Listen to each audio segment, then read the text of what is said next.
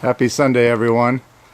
I'm going to do another mod on my BX today, and for those of you who have seen some of my modifications before, I don't like drilling holes and I like using a product called Click Bond.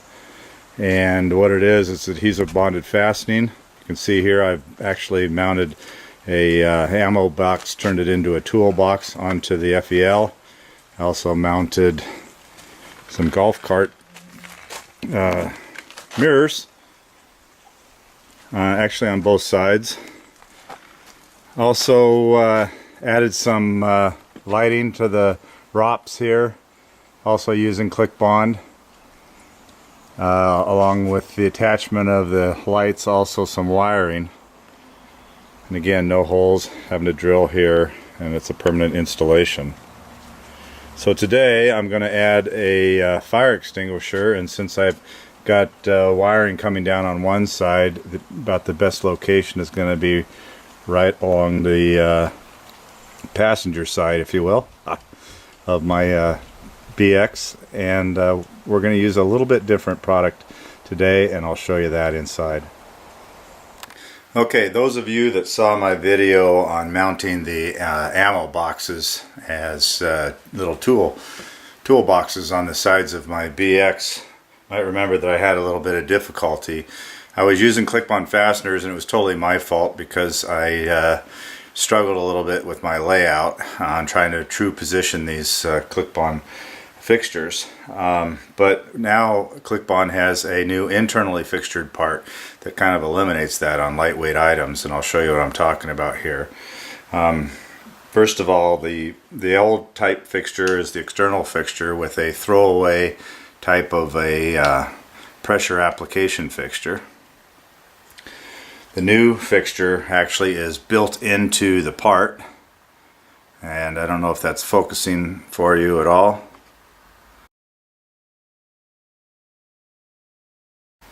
But that fixture is built inside the part.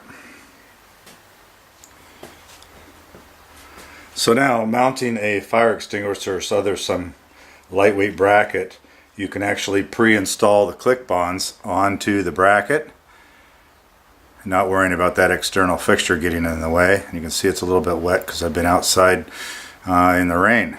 It's beautiful Pacific Northwest, so that's what we get here.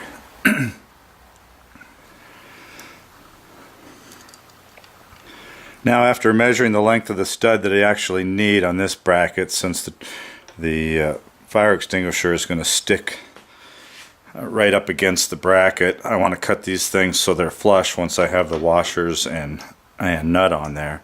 I like to pre-thread the part before I start cutting. That way I can kind of self-tap it, bring it back, using the nut kind of as a die.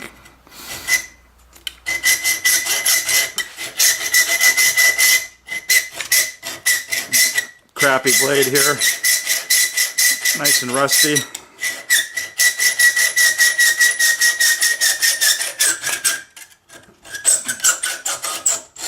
But it still cuts.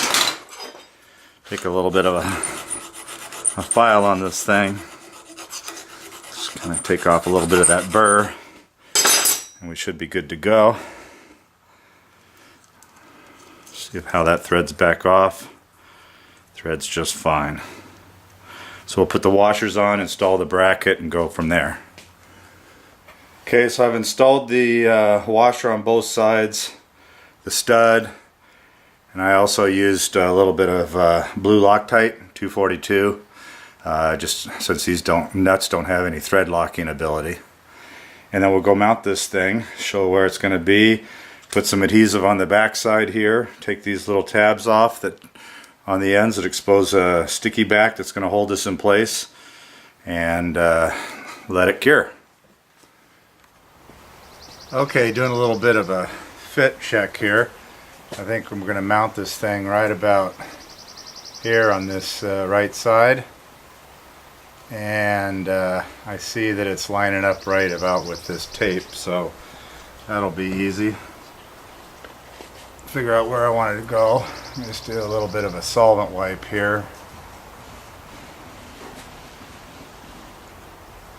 and then a little scuff. In this case, I'm actually not going to take the paint off. If I needed this a little bit stronger, I would. But I'm just going to mount this thing right on the scuffed paint, and I think it's going to be plenty strong enough.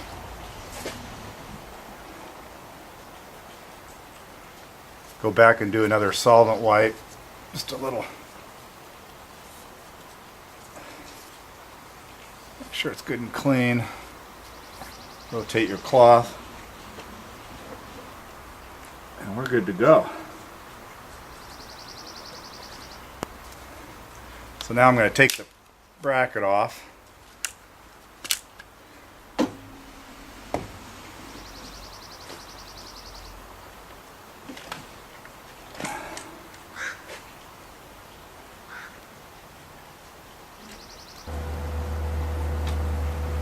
Okay, time to mount the bracket now. Got it right side up. And I'm just going to stick it here. And this is what click-on's all about. Push down, click, and that holds it in place until it's cured. I got it about straight up and down, I think. Got a little bit of a cant to it, so we'll let that dry. So if I can't zoom in a little bit, you can see, whoop, wrong way, a little squeeze out there around those clip-on studs, and that thing is ready to go. So we're going to give that an hour or two. It's a little bit cool today. Okay, it's been about a half an hour, and I checked the adhesive, and it's fairly hard and good enough for this. So let's just give it a try. There we go. Finished.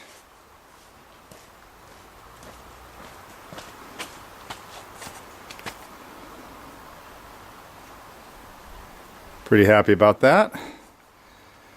And again, no holes in the ROPS. Don't have to worry about doing any damage or voiding a warranty.